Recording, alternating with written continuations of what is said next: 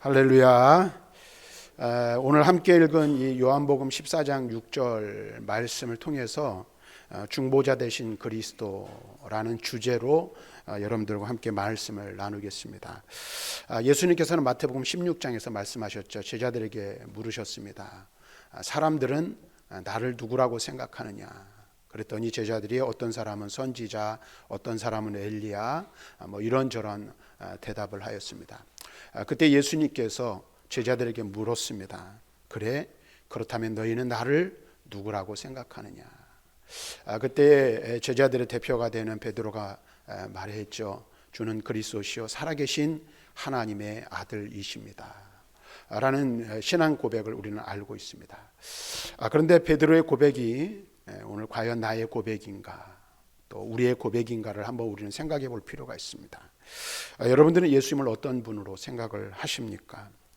세상 사람들은 예수님은 누구이십니까? 라고 세상 사람들에게 묻는다면 위대한 성인 중에 한 사람, 혹은 기독교의 창시자, 또는 기독교라는 종교의 교주, 또는 위대한 종교가 등등으로 여길 것입니다. 그런데 우리는 예수님 세상 사람들이 말하는 그 모든 고백들보다 더 뛰어난 그 고백들을 뛰어넘는 분이심을 우리는 오늘 분명히 알아야 합니다. 오늘 우리가 함께 읽은 요한복음 14장 6절 말씀에서 예수님이 누구이신지를 우리들에게 가르쳐주고 있음을 우리는 보게 됩니다.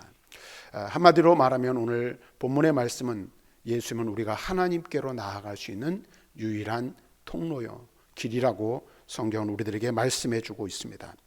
그러면서 성경은 우리에게 무엇을 가르쳐 주고 있습니까? 예수님 외에는 하나님께로 나아갈 수 있는 다른 어떤 길도 없다라는 사실을 우리들에게 분명하게 가르쳐 주고 있습니다. 많은 사람들이 저마다 영생의 길을 제시하죠. 또 많은 종교가 구원의 길을 우리들에게 제시해 주고 있습니다. 그래서 사람들을 현혹하고 유혹하기도 합니다. 그러나 예수님 외에는 어떤 길도 하나님께로 나아갈 수 있는 길이 없으며 영생을 얻을, 생명을 얻을 수 있는 길이 없음을 우리는 분명하게 아는 것이 무엇보다도 중요합니다. 요즘 우리나라 특별히 사회 이슈가 되는 한 사건이 있습니다.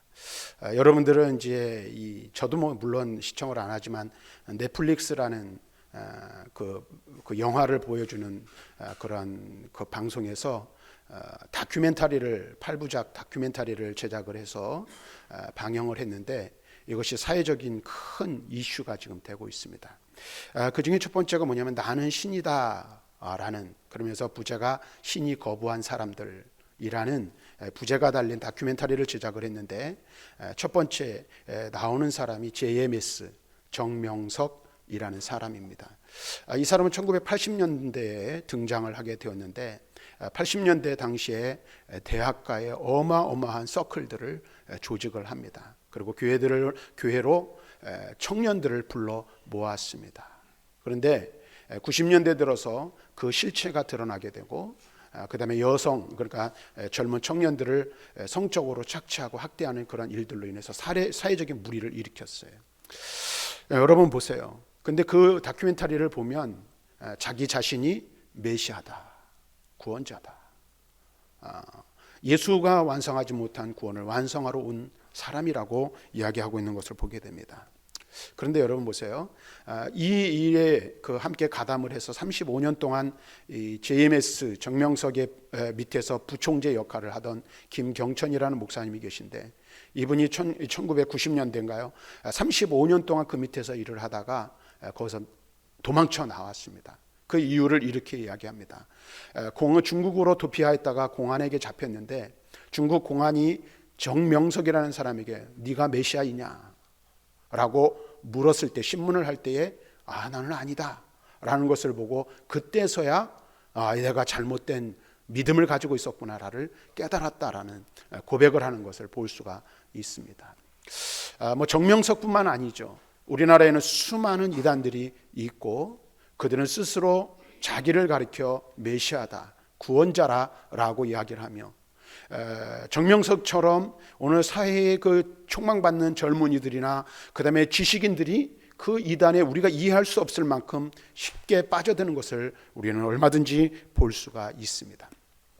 많은 사람들이 오늘 자신을 가리켜 메시아라, 구원자라고 이야기하지만 우리가 분명히 알아야 할 것은 참된 구원자, 하나님께로 나아갈 수 있는 유일한 중보자는 예수 그리스도 한 분밖에 계시지 않음을 우리는 분명히 깨달아야 한다는 것입니다. 그러므로 우리는 하나님과 우리 사이에 중보자 되시는 예수 그리스도에 대해 바로 아는 것이 무엇보다도 중요합니다. 그러니까 그 다큐멘터리를 보면 그 사람들의 특징이 이거예요. 교회를 다니나 예수를 잘 제대로 알지 못하고, 교회를 다니나 성경에 대한 올바른 지식이 없을 때에 분별하지 못하여 이단에 빠지고, 또 많은 이들이 처음 교회를 나가서 성경이 무엇인지 모름으로 말미암아 그가 가르치는 대로 그것이 성경 이야기인 줄로 착각하여 그 믿음에 빠져버리고 말았다라는 거예요.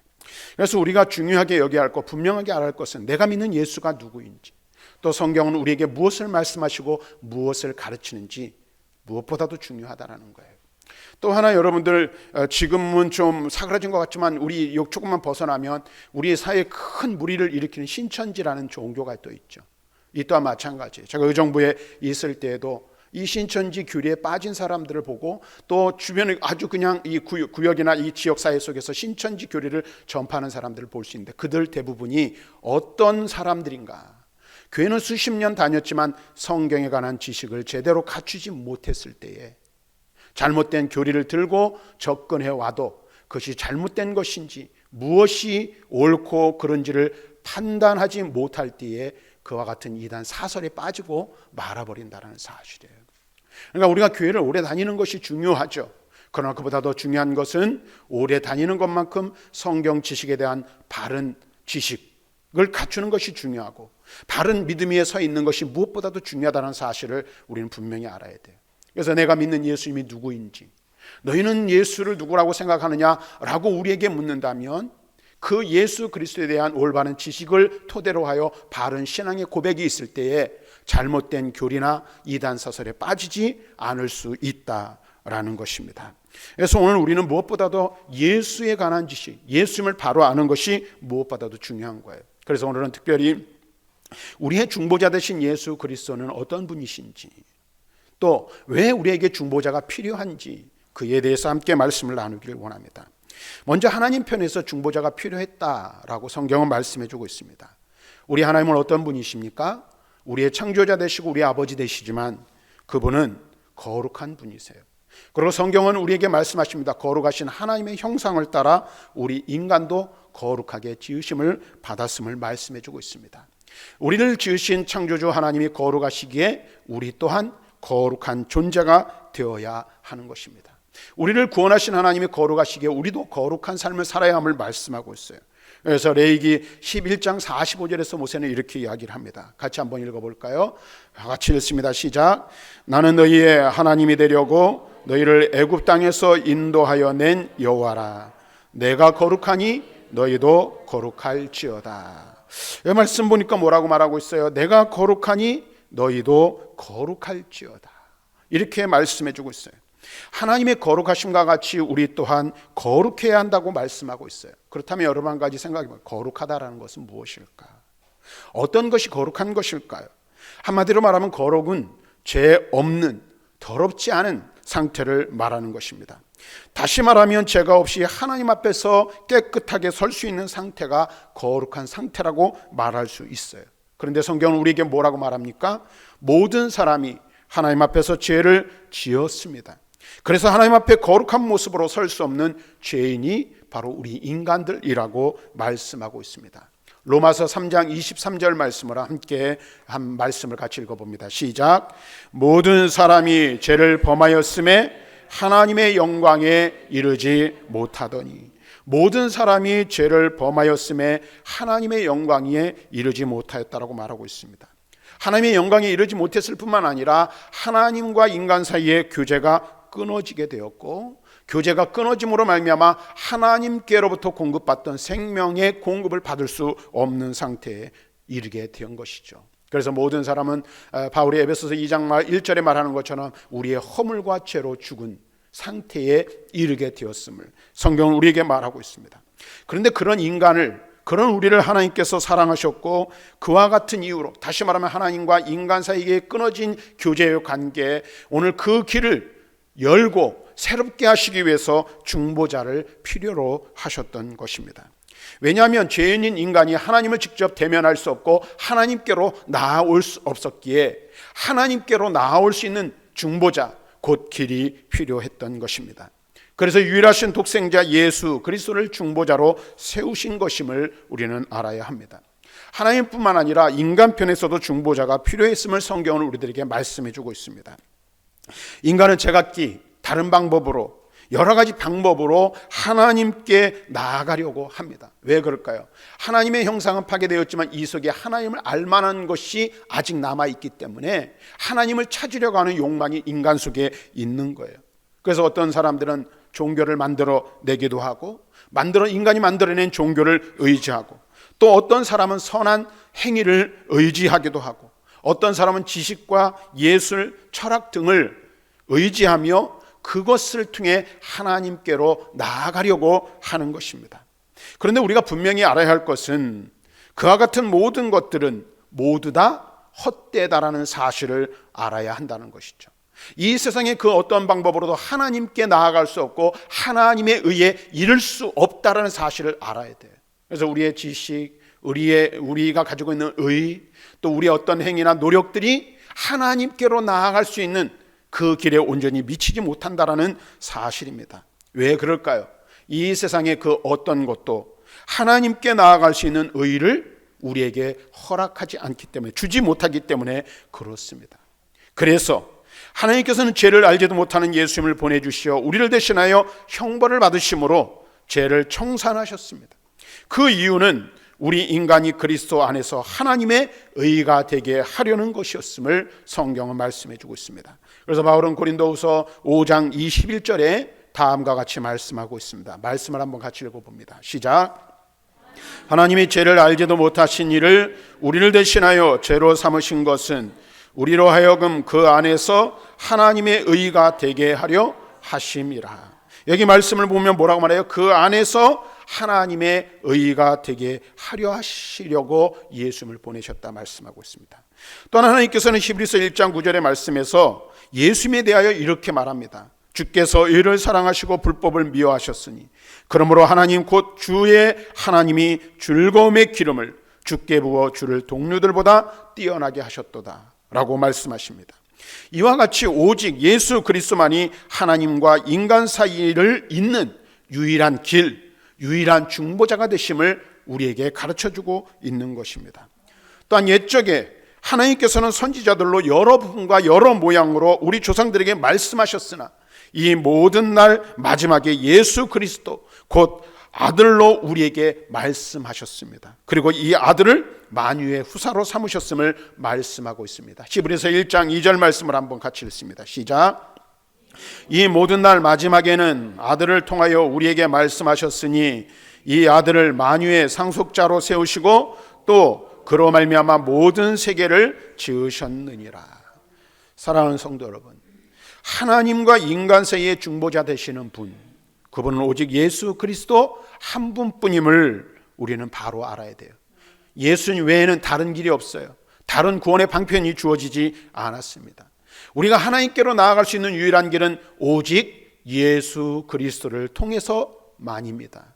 예수 그리스도를 통하지 않고는 구원 얻을 수 있는 그 어떠한 이름도 우리에게 주신 일이 없고 하나님께로 나아갈 수 있는 길도 방법도 없음을 우리는 분명히 알아야 합니다. 자, 그렇다면 우리가 여기서 한 가지 생각해 볼 이것이 또 있어요. 그것이 무엇입니까? 그러면 누구나 다 하나님과 인간 사이의 중보자가 아니라는 사실을 아는데 오늘 어떻게 예수님께서는 중보자가 되시는가 하는 것입니다. 인간의 죄를 해결하고 하나님과 우리 사이에 막힌담을 헐기 위해 반드시 중보자에게 요구되는 조건이 있습니다. 그리고 그 예수님께서는 그 조건을 갖추신 유일한 분이심을 말씀하고 있습니다. 그렇다면 예수님께서 갖추신 하나님이 요구하시는 조건을 어떤 조건을 갖추셨으며 오늘 그 조건을 통해 우리는 어떻게 하나님 앞에 예수를 통해 나아갈 수 있는지를 살펴보는 것이 중요합니다. 먼저 중보자의 첫 번째 조건은 이겁니다. 인간의 연약함을 체휼해야 한다는 것이죠. 인간의 죄를 짊어지고 죄인이 인간과 하나님과의 화해를 이루시기 위해서는 반드시 중보자는 누가 되어야 합니까? 인간이어야 한다라는 것입니다. 그래서 오늘 성경은 우리에게 뭐라 말합니까? 예수님께서는 처녀 몸에서 태어나셨고 인간의 모든 연약함을 친히 체험하셨음을 말씀하고 있습니다. 히브리서 4장 15절 말씀을 함께 읽어봅니다. 시작. 우리에게 있는 대제사장은 우리의 연약함을 동정하지 못하실 리가 아니요 모든 일에 우리와 똑같이 시험을 받으시니로되 죄는 없으시니라. 예수님은 어떤 분이냐? 우리가 똑같이 인간이 되셨음을 말씀해주고 있어요. 똑같이. 그리고 똑같이 우리와 같이 연약함을 경험하신 분이라고 말씀하고 있어요. 그래서 중보자가 되기 위해서 첫 번째 조건은 뭐예요? 우리가 같은 인간이어야 한다는 거예요. 그런데 두 번째는 무엇입니까? 죄는 없어야 한다는 거예요. 여러분 앞에서 말씀드렸죠. 모든 사람이 죄를 범하였으므로 모든 사람이 죄를 지었기에 하나님의 영광에 이를 수 없었어요. 다시 말하면 이 땅에 존재하는 모든 사람은 다 죄를 지니고 태어나고 죄를 짓고 살아가는 거예요. 죄인 아닌 사람이 아무도 없어요. 그런데 중보자의 두 번째 조건은 뭐예요? 인간이지만 죄가 없어야 한다는 거예요. 왜 그럴까요? 죄가 있다면 다른 사람을 위해 죽을 수 없고 다른 사람을 위한 희생의 제물이 될 수 없기 때문에 그렇습니다. 그런데 예수님은 우리와 한결같이 시험을 받으셨으나 어떤 분이시라고요? 4장 15절을 다시 한번 읽어보겠습니다. 4장 15절, 히브리서 4장 15절 시작. 우리에게 있는 대제사장은 우리의 연약함을 동정하지 못하실 이가 아니요 모든 일에 우리와 똑같이 시험을 받으신 이로되 죄는 없으시니라. 우리 화면을 다시 한번 보여주시고요. 우리 한번 중간을 다시 한번 읽어보겠습니다. 우리와 똑같은 모든 일에 우리와 똑같은 시작. 모든 일에 우리와 똑같이 시험을 받으신 이로되 죄는 없으시니라. 우리와 똑같이 연약한 인간이셨어요. 우리와 똑같이 시험을 당하셨어요. 그런데 우리와 다른 한 가지가 있어요. 그것이 무엇입니까? 죄가 없으셨다라는 거예요. 누가요? 예수님이 그러셨다라는 거예요. 그리고 하나님과의 연결을 위한 대제사장으로서 거룩하고 악이 없으며 더러움이 없고 죄인에게서 떠나 계심을 말씀하고 있어요. 그래서 히브리서 7장 26절에는 이렇게 말합니다. 히브리서 7장 26절 같이 읽어봅니다. 시작. 이러한 대제사장은 우리에게 합당하니 거룩하고 악이 없고 더러움이 없고 죄인에게서 떠나 계시고 하늘보다 높이 되신이라. 여기 말씀 보니까 뭐라고 말하고 있어요? 거룩하고 악이 없고 더러움이 없고 죄인에게서 떠나 계시다라고 말하고 있어요. 다시 말하면 예수님은 사람으로 이 세상에 오셨으나 죄가 없으신 분으로 예수님만이 중보자의 조건을 갖추고 계심을 우리들에게 말씀하고 있는 것입니다. 사랑하는 성도 여러분, 예수님은 이처럼 하나님과 우리 사이에 유일한 중보자가 되십니다. 그렇다면 그분이 이루신 중보 사역은 또한 무엇일까요? 무엇을 통해 예수님께서는 중보 사역을 이루셨는가? 오늘 우리가 함께 읽은 요한복음 14장 6절에 뭐라고 말합니까? 예수님은 자신을 가리켜 나는 길이요 진리요 생명이라 말씀하고 있습니다. 예수님께서는 길 되시고 진리 되시고 생명이 되심으로 하나님과 우리 사이에 유일한 중보자가 되셨다라는 거예요. 먼저 우리가 생각할 것은 예수님이 그럼 길이라는 것은 무엇을 의미하는가? 하나님께 나아갈 수 있는 유일한 길이 되신다라는 뜻입니다. 예수님은 중보자로서 우리 인간들과 하나님 사이에 길을 내신 거예요. 이전에 우리가 하나님과 아담과 하와가 범죄하고 타락하기 이전에는 어땠어요? 하나님과 함께 거하고 교제하며 교통하였어요. 하나님께로부터 생명을 공급받았어요. 그런데 범죄하고 타락한 그 이후에 어떻게 됐어요? 죄가 하나님과 인간 사이를 갈라놓았고 하나님께 나아갈 수 없는 상태에 이르게 되었어요. 뿐만 아니라 하나님께 나아갈 수 없는 상태에 이르는 것뿐만 아니라 하나님께로부터 공급되던 생명의 공급이 끊어지게 되어 인간은 영적으로 죽은 상태가 된 것입니다. 그런데 그 하나님께로 어떤 방법으로 나아갈 수 없던 그 길을 열어 놓으신 것입니다. 그래서 새 언약의 중보자가 되셨고 우리에게 영원한 기업의 약속을 얻게 하셨음을 성경은 말씀해 주고 있는 거예요. 히브리서 9장 15절 말씀을 같이 봅니다. 시작. 이로 말미암아 그는 새 언약의 중보자시니 이는 첫 언약 때에 범한 죄에서 속량하시고 죽으사 부르심을 입은 자로 하여금 영원한 기업의 약속을 얻게 하려 하심이라. 예수님이 하신 일이 뭡니까? 중보자가 되셔서 옛 언약에 범한 그 죄를 속량하시고 또 우리를 위하여 죽으사 영원한 기업의 약속을 우리에게 주셨음을 말씀하고 있는 거예요. 뿐만 아닙니다. 우리는 예수의 피를 힘입어 성소에 들어갈 담력을 얻게 되었음을 말씀하고 있습니다. 히브리서 10장 19절 말씀을 같이 읽습니다. 시작. 그러므로 형제들아, 우리가 예수의 피를 힘입어 성소에 들어갈 담력을 얻었나니. 무엇을 통해 성소에 들어갈 수 있어요? 예수의 피를 힘입어. 성소로 들어간다는 것은, 성소에 들어갈 담력을 얻었다는 거예요. 하나님 앞에 나아갈 수 있게 되었음을 말하는 거예요. 우리가 어떻게 하나님 앞에 나아갑니까? 예수의 피를 힘입어 하나님 앞에 나아가는 거예요. 또한 그 길은 우리를 위하여 시장 가운데 열어놓으신 새로운 길이요, 살 길이요, 그 시장은 곧 예수님의 육체라고 말씀하고 있어요. 20절 말씀, 10장 20절 시작. 그 길은 우리를 위하여 시장 가운데로 열어놓으신 새로운 살 길이요, 시장은 곧 그의 육체니라 라고 말씀하고 있습니다. 사랑하는 성도 여러분, 누구든지 예수 그리스도를 믿어 거듭나기만 하면 하나님께로 나아갈 수 있는 길을 얻게 되는 거예요. 그래서 예수를 통해서 하나님 앞에 담대히 나아가는 거예요. 예수의 피를 힘입어 하나님 앞에 나아가게 된다는 사실이에요. 그 다음에 두 번째는 예수님 뭐라고 말씀하셨어요? 나는 진리요 라고 말씀하셨어요. 다시 말하면 이 말은 예수님은 진리의 근원이 되신다라는 말씀입니다. 요한복음 14장 6절 말씀을 다시 한번 읽어볼까요? 같이 읽습니다. 시작. 예수께서 이르시되 내가 곧 길이요 진리요 생명이니 나로 말미암지 않고는 아버지께로 올 자가 없느니라. 예수님은 진리의 근원이 되심으로 진리로서 중보자의 사역을 감당하셨음을 말씀하고 있는 것입니다. 그러므로 우리는 항상 복음의 진리 가운데 거해야 함을 말씀해주고 있습니다. 바울은 갈라디아서 2장 5절에 다음과 같이 말합니다.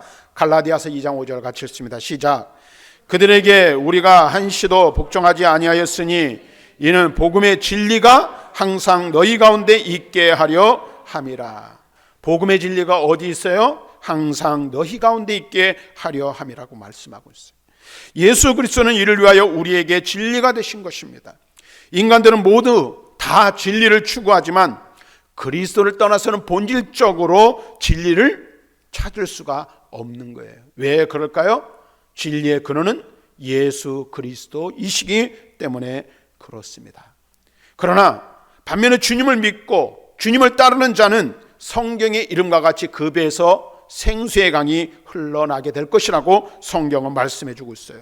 요한복음 7장 38절에 예수님의 말씀을 한번 보시길 바랍니다. 같이 읽습니다. 시작. 나를 믿는 자는 성경의 이름과 같이 그 배에서 생수의 강이 흘러나오리라 하시니. 예수님께서 말씀하셨어요. 나를 믿는 자는 성경의 이름과 같이 그 배에서 무엇이? 생명수의 강이 흘러나올 것이라고 말씀해 주고 있는 것입니다. 그래서 예수님은 무엇이 되십니까? 생명의 주가 되시는 거예요. 생명의 주가. 여러분, 인간에게 있어서 가장 중요한 것은 무엇일까요? 생명이죠. 그러니까 우리가 일확천금을 얻고 세상에서 높은 지위를 얻어도 성경에 말하는 것처럼 오늘 밤에 하나님께서 그 영혼을 불러가시면 이 세상에 얻은 것이 무슨 소용이 있겠습니까? 그런데 여러분 보세요. 보통의 사람들은 육체의 생명만 귀중하게 생각해요. 그렇죠?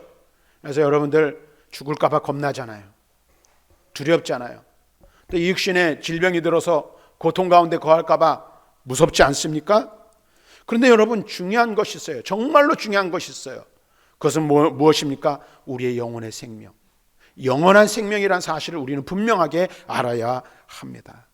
그런데 여러분, 이 영원한 생명을 우리에게 주시는 분, 영혼의 생명을 불어넣으시는 분이 누구라고 성경은 말합니까? 예수 그리스도 그분이시라고 말씀하고 있는 거예요. 예수님께서 중보 사역을 감당하신 이유는 사람으로 하여금 영생을 얻게 하기 위해서였음을 성경은 우리들에게 말씀해 주고 있어요. 잠언 12장 28절에는 이런 말을 합니다. 공의로운 길에 생명이 있나니 그 길에는 사망이 없느니라 라고 말씀하셨어요. 그 의로운 길이 누구입니까? 바로 예수 그리스도 그분밖에 없음을 우리에게 말씀해 주고 있는 거예요. 그래서 우리는 예수 그리스도의 중보 사역을 통해서 무엇을 얻습니까? 생명을 얻고 생명에 이르게 되는 거예요. 영원한 생명을 얻게 되는 거예요. 제가 올해 코로나로 인해서 한 3년 가까이 신방을 하지 못하다가 처음 이제 코로나 이후에 대신방 사역을 했습니다. 3년 만에 하니까 우리 성도들의 가정을 오랜만에 또 방문하게도 되고 다시 한번 교인 수첩을 꺼내서 우리 성도들의 그 내용들을 좀 보게 되었습니다. 보니까 90이 넘으신 분이 한 3분 정도 계시고 대부분이 80대 후반이 되셨어요. 제가 우리 교회 온 지도 15년이 이제 지금 들어섰는데 벌써 이렇게 세월이 흐르고 연세가 많이 드셨다는 것을 다른 때보다 더 실감했어요. 이렇게 보면은 다 이쁘시고 다 젊으신데 실질적인 나이를 보니까 연세들이 벌써 많이 드셨더라고요. 연세가 많이 들면 우리가 죄송하지만 무엇과 가깝습니까? 점점 죽음과 가까워지죠. 제가 몇 번 저도 고백을 한 적이 있지만 몇 차례 나이가 이렇게 많지도 않은데도 불구하고 죽음이 엄습해옴을 느낄 때가 있어요. 그러면서 어떤 때는 두려움이, 어떤 때는 소망이 생기기도 합니다. 그런데 여러분 보세요. 나이가 들면 우리가 죽음에는 순서는 없지만은 언젠가는 그 길을 걸어가야 해요. 그런데 여러분 결코 죽음을 두려워하지 마시길 바랍니다.